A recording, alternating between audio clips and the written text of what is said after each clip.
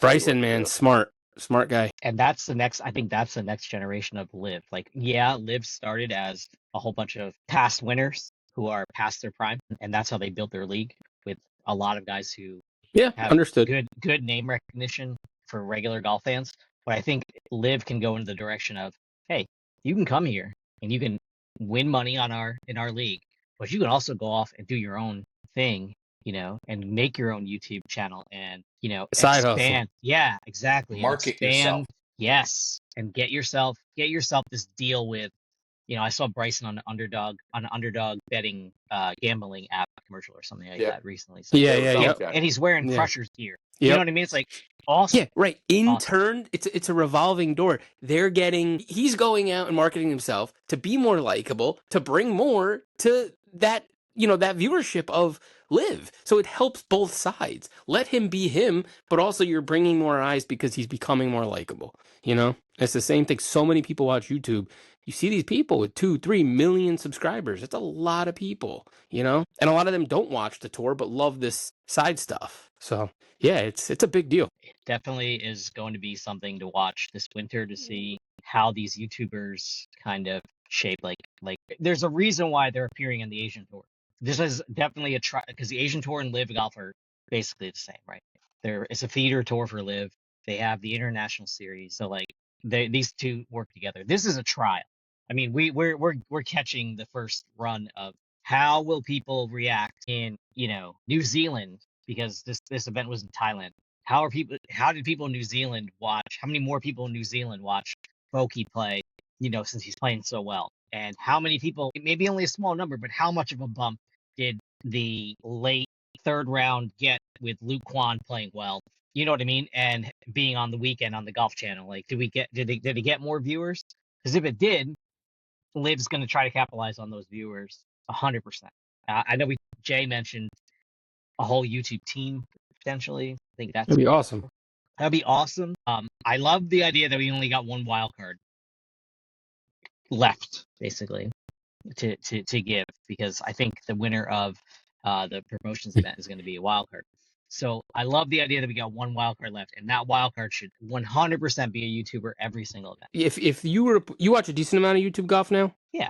So if you could, two-parter, if you could make a YouTube team to be put into LIV, both, I don't know if it's going to be the same for you, to watch and be excited to watch and have fun watching, or to win, to have a real good chance at winning. Would that differ? Would you have the same team either way? It's probably different, but it's probably not that different. Okay, because I like the guys I like. I like watching Micah. Wait. What team would you put together of four to be good and be competitive in the league? Well, I haven't watched enough Voke, but if he's playing this well, he's got to be on the team. Like, he's a legit professional golfer. You know what I mean? He's a legit professional.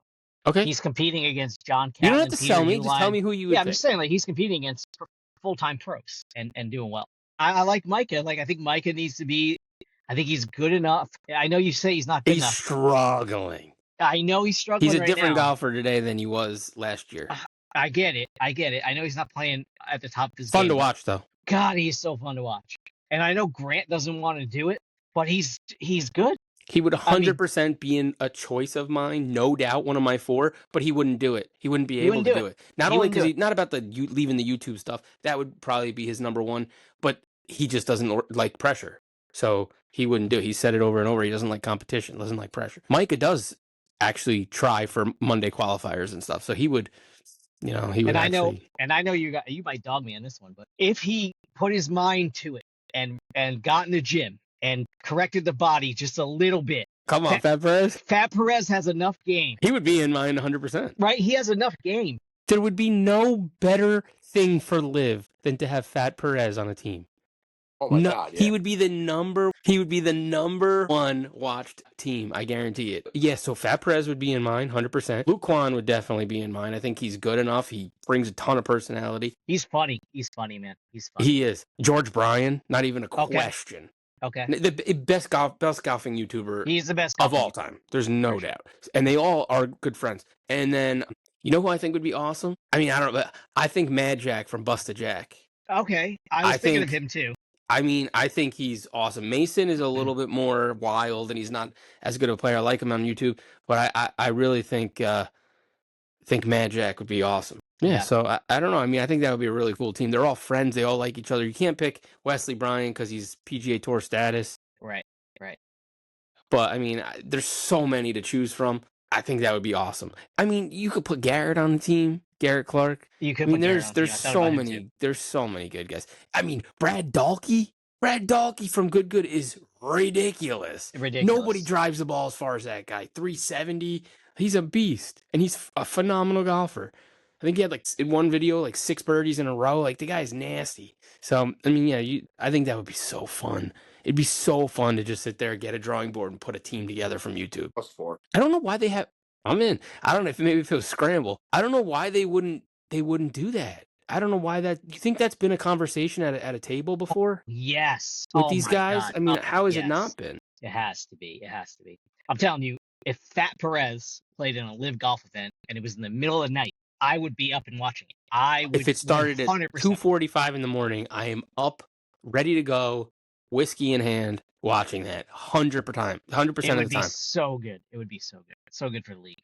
Yeah. And I know the league is trying to be like super serious and compete on the level with those like, guys are competitive. They are competitive. Yeah, exactly. If they had that opportunity, they would do everything to win. All they do is competitive stuff on their channels, and they have fun with it. They have to because people are watching for that, the comedy aspect. But dude, they're good. They're really good golfers. I'm glad they're all scratch or better. Yeah, that'd be awesome. I'm glad you agree with me on yeah. So anyway, Nick Voke played on the Asian Tour last week, finished 7th. Didn't he play around with Kwon? He played around with Kwon.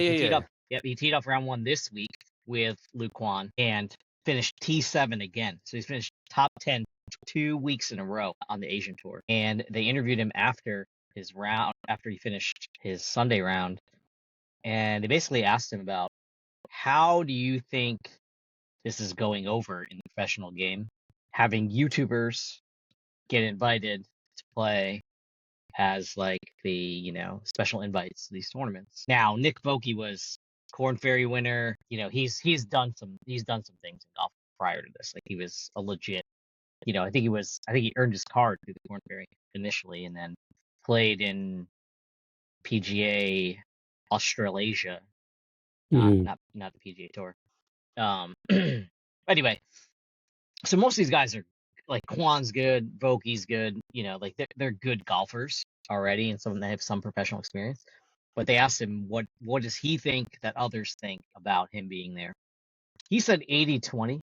Like 80% of the guys are for it, and 20% of the guys are against it.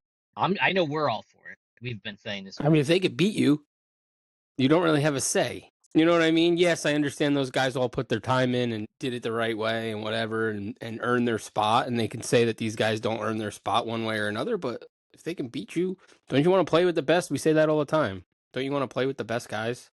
Obviously, he earned a spot if he got to play, correct?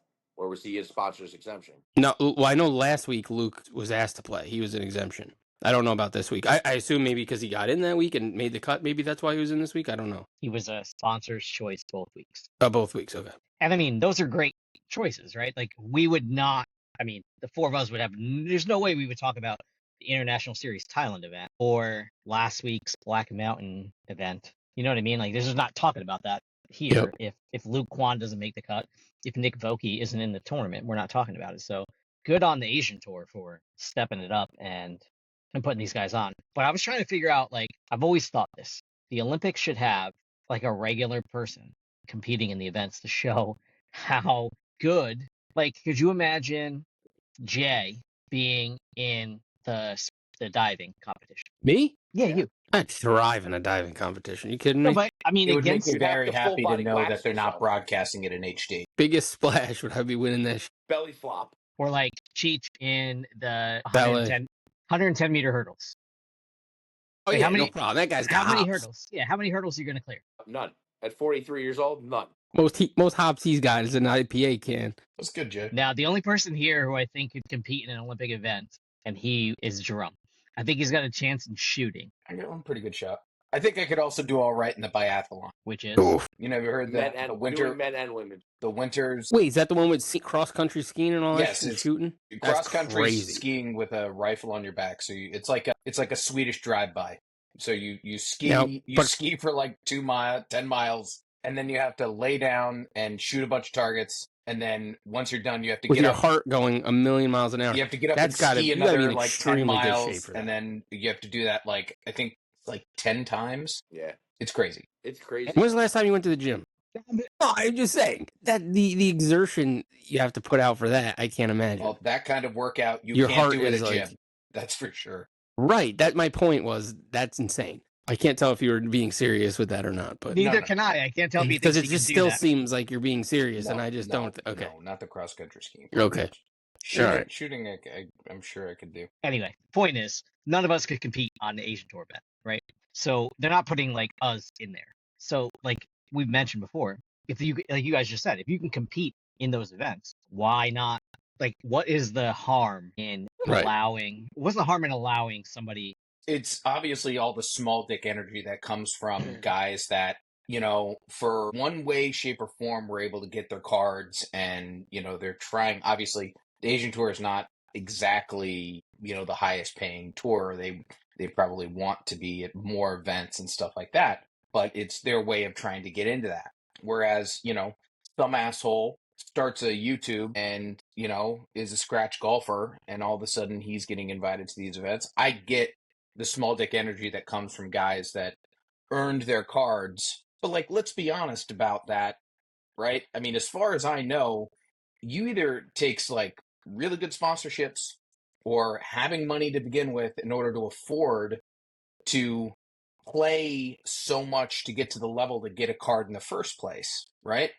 I mean, right? You have to pay for your own travel a lot of the time and everything like that. I mean, other than sponsorships, you either have to come from money or get some good sponsorships and be a good golfer. Whereas, you know, this guy made a YouTube channel. He's actually good at golfing, and he makes a good amount, probably make a good amount of money golfing, you know, and their channel's doing well enough that, you know, he could probably afford, you know, doing stuff like that. I mean, I don't see that, but I definitely feel the whole, you know, little dick energy of like, well, he didn't earn his card, so he can't play with us. Well, it comes down to them, like, not the people who are on these tours or whatever, or went the route of getting there, now see it as like a mockery. Like, oh, YouTube's becoming this big thing. Kind of going off what Chris said, like, oh, now they want to slip in here and they have their YouTube space, and now they want to come in here. And if they suck, then that's bringing down my worth, right? Like I'm just saying they may think that way, right? But like golf is the one sport, like if you're a football player, right? You may play pee-wee football growing up, you know, you may, you know, play in a couple little leagues. Then when you get to high school, you realize I just grew 9 inches. I'm really good football player. I might have a career in this, right? So you decide like in high school, I can do this. Maybe I can get to where I got to be. And 9 out of 10 of those people never make it to the NFL. But golf is something you need to be so unbelievably dedicated to. You could be a natural talent, but you need to dedicate so much time into fine tuning to be able to get to that next level, that a lot of those guys probably feel like that's what I did my whole life. And now this guy's a YouTuber. Yeah, he's good at golf, but now he's going to come in. I don't see it that way. I don't think either you three do either, but those guys did make their own course and, you know, in their own path, and got to a place where they're good enough to play on some of these tours. Like Grant Horvat, a guy who had a father who was, you know, a PGA professional at a club, who taught him the basics and how to be really good at golf, and he took it from there. But he didn't decide to go on the route of being a pro or following that step. He went to, I want to be a YouTuber. I'm better. I got a good personality. He went that way. But he's good enough to play in some cases, but he won't mentally. And I think if some of these guys decide they want to go play on a tour, why not if they're good enough? But I think there's that fine line of where those people who worked so hard to get to that point think it's like, why are these YouTube guys going to come over here when we're over here? You know, we want the focus. We want to show our talents off. And now they're coming in, they're going to make it all about them because they have 500,000 followers on YouTube. And that's all that, you know, that the eyes they're bringing, instead of, hey, we made it. Let's watch us here, you know? Yeah, but if you're a sponsor exemption, you're technically not taking a spot away from someone who earned it, correct? If you're a sponsor exemption, I feel like that's what's the beef? So I don't understand why these people have the beef these guys are going to bring, like you said, this guy's got 500,000 followers on YouTube. Maybe 490 of them are going to watch. Right. So maybe you got these guys that you're going to bring more people into the sport of golf to watch it. Like, I don't think they see it as that. No, of course they. I don't think those are people who want the game to grow. They're definitely not seeing it as that. But the other side of that coin, to what Jay just said, though, is that, okay, you're on the tour and you're really good at golfing. Why aren't you doing more to market yourself so that, like, if you're already good at golf, right? If you think you're a better golfer than these YouTube guys, why don't you pay some asshole to follow you around like the YouTubers do and market yourself better so that not only can you be on the tour, 100%. make that, like, if you're already that good, what's stopping you from doing the same thing? I know Bryson's on a much higher level than everybody else, but that's exactly what he did. He literally turned his life around, his career around, his image around, and showed people who he really was. And he changed completely. Well, just a lower scale, but that's how you get your name out there. If you play on Papa Golf Alpha Tour, though, you don't own your media rights. So right. We've talked about that. Yeah, we've talked about this before. They own your rights. So if you made a YouTube channel, I don't know who would watch this, but if Justin Thomas made a YouTube channel, I don't watch anything else. Right? No one would watch that. But if Justin Thomas made a YouTube channel, the PGA Tour would own that channel. Like it would have to be affiliated with the PGA Tour. All the media from PGA Tour events belong to the PGA Tour. All the media from Justin Thomas that's wild. belong to the PGA Tour. That's the contract. And I think that contract goes through, I saw this somewhere recently where it goes through like 2030. So like these guys are stuck with all these media rights deals through the end of the decade, and they're missing out on the YouTube. Obviously. So like Xander Schauffele going to play with Bob Does Sports or whatever, right? Say like or whatever. That has to all be approved by PGA Tour before they can ever go on anybody's YouTube channel. 100%. That's insane. Wow. But Bryson can do whatever he wants. Phil can do whatever he wants, and you see these guys on all these guys' channels, and it's just awesome to see them in a different light. And that sucks, man. That sucks. I mean, I get it, right? I get the attraction, but a soulless organization. I mean, it's just wild to me. That alone, in this world we live in, with how big YouTube is and how big TikTok is and Instagram and all that stuff, to not be able to do what you want to do to better yourself or better your name. You guys thought we were going to come on here and do a golf show. Fuck that. Jaden Daniels is the best quarterback in the NFL. Unbelievable. That was so insane to end the game that way. Good for you, Aaron. I'm happy for you. Oh my God, that was so wild. That was the wildest thing I've seen in a long time in sports. That's pretty nuts. I'm glad somebody else saw it. I did, because my team is the worst team in the NFL. It's awesome. Oh man, I don't know about that. Giants suck. They're not as bad as the Jets. Yeah. Anyway, if you didn't see, it's like a 68-yard in the air bomb, and 4 Bears players jump. It hits off probably all 8 of their hands at the same time. It's the craziest shit. And Noah Brown's just like standing there in the end zone to win the game. Dude, right in his hands. I started screaming. Eric is like, "What are you screaming about?" I'm like, "This is unbelievable." It was unbelievable to watch. It was so fun. Anyway, did anybody play golf this week? Yeah, I did. Of course. I did. Oh shit! I was in a pro-am. Yeah, how'd that go? We came in second to last out of 18 groups. Who was the pro? Shout out to Patrick Sullivan. He's the you probably know him, Cheech, right? He's the he knows Mike Webb pretty well. He's the pro over at the Links at Union Vale. I know Pat. Awesome guy. We had such a blast. He was really, really cool. We got linked up with him. And then it was me, Chris Yatzko, my wife's cousin, and Cody Levy, monster guy, Con Ed guys, and we had a great time. We played good. I had 2 birdies back to back. We did well, but our pro shot 78, which kind of hurt us a little bit, but we had a blast. Like I said, we had a really good time. Back the bus up over. No. No, but like some of the pros shot 67, 68. Okay, there's a couple 69s. So like that's man. Why. No, I love him. Great guy. No, we had a blast. We didn't do great, but we shot 139 as a total, and so they take the pro score and then they take the best score, the best ball score of the 3 guys. So we can do. It was fun. It was a lot of fun. Next year, we got that next year. Teach. What's up? Monday, I played at Hollowbrook in Cortland Manor. I never played it before. Very quirky private course. We get up on it was a scramble. We get up on the first hole. It's 252 yards, but over water, and that's your first tee shot of the day. You're like, all right, what the hell? What are you gonna do? I put it on the green. It was like Like I was just don't know how I'm gonna feel. Let me just lay up, and nope, pushed it right and actually landed it on the green. I was like, okay, that worked out. And then I played at Trump yesterday. I saw Bryson was out at Bedminster. I saw on his Instagram. Yeah. He was at Bedminster this weekend. So good shit. One of these days I'll go down there. Trump? No golf. No, unfortunately, working too much. Working like a dog. American dream. It's busy season for you. You see these things? What do you think? Wait, porcelain? What'd you Those do? are fake. Those are fake. You got rid of the baby teeth? Yeah. Wow, look at that. Look like little chiclets. Which one of the three of us gets to punch him in the face next time we see him? No. See how You look a sturdy they little are? better. I don't know how that Jerome, happens. that's but you look not a I little- don't have. Yeah. These are not even actually like teeth. They're What just is like it? they're like inserts in my little tray.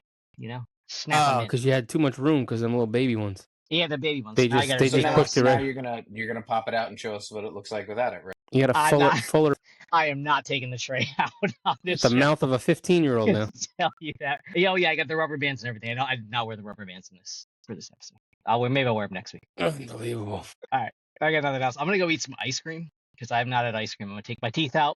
You don't even like ice cream. I Take know. your teeth Well, out, run around the block naked, celebrating the Commander's victory, and enjoy your evening. How's I Ron want- doing? Ron still rolling oh my around? God, faking it still. Yeah, Faking still it. faking it. How old is he? The man's committed. 61. He's young. I was gonna say his 70th birthday. He's gonna hop right out of that thing and be like, "Gotcha." 61. Wow. 60. You don't even know. God's going 7. No, he ain't 70. He was young. He's younger than. He's the youngest of the three brothers. When did that happen? Then he was 50 something. 50, 51. It's got to be 10 years. More Easy. than that. Easy. Yeah. More than that, Holy right? Aaron's in. crap. Aaron, you're down there 10 years at 2010, right? He was crippled when I met you, so that's Oh yeah, you're Yeah. right. Yeah, because you were That's- covering oh, wait. down there a lot. that was at least I met you in 06. That's when it. I Stop. think it was 45 when it happened. Holy add up? crap! That's Does wild. that add up? Yeah, that adds up. Yeah, It's I like guess. 19 years, right? It's like 64. I don't know. He's born 1963. How old Oh, is we that? could have just started with that. Yeah, 61. God damn, I got it right. I don't have enough fingers and toes to do all that, man. He doesn't listen to the show anyway. He doesn't He's either. Oh, come on. Let's go. All right, He's got him. He just can't feel him. All right. So we're out. I got nothing else. We're out of here. All right. Peace. Get the fuck out of here.